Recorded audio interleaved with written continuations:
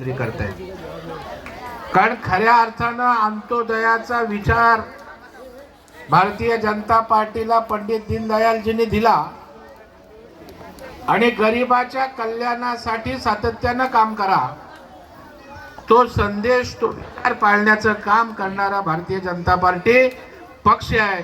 त्या पक्षाच्या वतीनं आज आपण हा कार्यक्रम करतोय। खरं म्हणजे मी काही आज कार्यक्रम करत नाही किंवा निवडणूक तोंडावर आली म्हणून मतं पाहिजेत म्हणून मतं मागायला कार्यक्रम करत नाही। मी आयुष्यात कुठलाच कार्यक्रम काही मिळवावं म्हणून करत नाही।